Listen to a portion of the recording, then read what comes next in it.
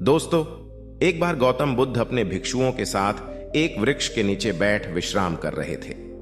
उस वृक्ष की छाव में बुद्ध अपने भिक्षुओं की जिज्ञासा दूर कर रहे थे। बुद्ध के सभी भिक्षु एक एक करके उनसे प्रश्न पूछ रहे थे और गौतम बुद्ध उनके प्रश्नों के उत्तर दे रहे थे। बुद्ध के उन भिक्षुओं में कुछ भिक्षु ऐसे भी थे जो कुछ समय पहले ही संघ से जुड़े हुए थे, जिसके कारण अभी उनके भीतर वह समझ पैदा नहीं हुई थी जो गौतम बुद्ध के प्रवचनों को समझ सकें।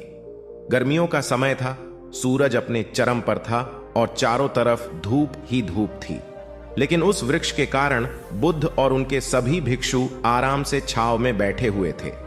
इतने में ही गौतम बुद्ध के एक भिक्षु की नजर एक बूढ़े व्यक्ति पर पड़ती है जो उस वृक्ष के पास से ही गुजर रहा था। वह भिक्षु उस बूढ़े व्यक्ति को देखकर अचानक से ही हंसने लगता है। उस बूढ़े व्यक्ति की उम्र बहुत ज्यादा हो चुकी थी, जिसके कारण उसकी कमर मुड़ गई थी। उस बूढ़े व्यक्ति के हाथ में एक डंडा था, जिसका सहारा लेकर वो बूढ़ा व्यक्ति अपनी मंजिल तक पहुंचने का प्रयास कर रहा था। उस बूढ़े व्यक्ति का शरीर केवल हड्डियों का ढांचा मात्र था। अपने भिक्षु को हंसते हुए देख बुद्ध उससे कहते हैं कि मेरे भिक्षुओं, कृपा करके हंसो मत, क्योंकि जिस व्यक्ति को देखकर तुम अभी हंस रहे हो वो कोई साधारण व्यक्ति नहीं है, बल्कि वह व्यक्ति इसी क्षण तुम्हारे जीवन को रूपांतरित करने की क्षमता रखता है।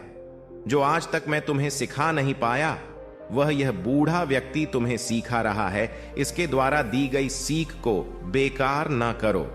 बुद्ध की ये बात सुनकर वह भिक्षु बुद्ध से कहता है कि मुझे क्षमा करे गुरुजी, पर मुझे यह समझ नहीं आ रहा कि जो एक बूढ़ा व्यक्ति जो खुद अपने शरीर और अपनी बीमारियों से लाचार है, वो मुझे क्या सिखा सकता है। फिर बुद्ध उस भिक्षु से कहते हैं कि ये बूढ़ा व्यक्ति तुम्हें तुम्हारा भविष्य दिखा रहा है।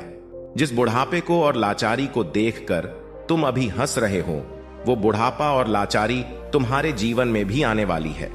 वह बूढ़ा व्यक्ति तुमसे कह रहा है कि अभी समय है इस स्वस्थ शरीर का अच्छे कर्म करने के लिए उपयोग करो। अगर तुम्हारा ये स्वस्थ शरीर तुम्हारे हाथ से निकल गया तो फिर से वापस नहीं आएगा, और अभी तुम्हारा ये शरीर सही से काम कर रहा है, जैसे कि तुम्हारे हाथ, पैर, आंख, कान और ये सभी चीजें सही से काम कर रही हैं। क्या यह छोटी बात है? और क्या तुम इसे मामूली सी बात समझ रहे हो? यह घटना कोई साधारण घटना नहीं थी जो अभी तुम्हारे साथ घटी, और यह घटना तुम्हारे जीवन को बदलने की क्षमता रखती है। ठीक इसी तरह की घटना ने मेरा जीवन बदला था, और इसी तरह की घटना के कारण ही मैं आज बुद्ध हूं। फिर वह भिक्षु बुद्ध से कहता है कि क्षमा करें बुद्ध, परंतु मेरे मन में यह विचार ही नहीं आया कि मैं उस बूढ़े व्यक्ति से कुछ सीख सकता हूं। उसे देखकर केवल मुझे हंसी आ गई। तभी गौतम बुद्ध उस भिक्षु से कहते हैं, ऐसा इसीलिए हुआ क्योंकि तुम्हें अपने भीतर कहीं ना कहीं लगता है कि जिस स्थिति में आज वो बूढ़ा व्यक्ति है, उस स्थिति में तुम कभी नहीं आओगे। जिस बुढ़ापे और लाचारी का सामना आज वो बूढ़ा व्यक्ति कर रहा है, तुम्हें लगता है कि उसका सामना तुम कभी नहीं करोगे। इसीलिए तुम उस बूढ़े व्यक्ति को देखकर हंस रहे हो। तुमने सच्चाई को नजरअंदाज कर दिया।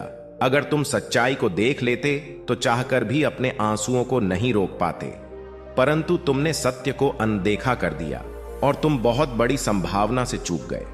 बुद्ध की यह बात सुन वो भिक्षु बुद्ध से क्षमा मांगता है और यह निश्चय करता है कि वह अपने स्वास्थ्य का उपयोग अपने अहंकार को बढ़ाने में नहीं, बल्कि परम सत्य को पाने में करेगा।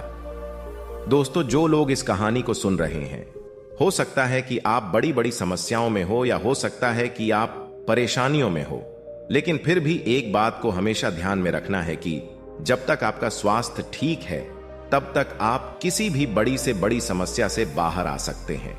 दोस्तों, इसीलिए बुद्ध ने कहा है कि हमारा स्वास्थ्य हमारा सबसे बड़ा उपहार है जो हमें इस सृष्टि से मिला हुआ है, इसीलिए इसका उपयोग सही से करें। मित्रों, आपको यह गौतम बुद्ध की शिक्षाप्रद कहानी कैसी लगी? कृपया हमें नीचे कमेंट बॉक्स में कमेंट करके जरूर बताएं। और आपको यह कहानी पसंद आई होगी तो अपने दोस्तों के साथ इसे अवश्य शेयर कीजिए, ताकि और लोगों को भी गौतम बुद्ध की शिक्षाप्रद कहानी सुनने को मिल सके। धन्यवाद।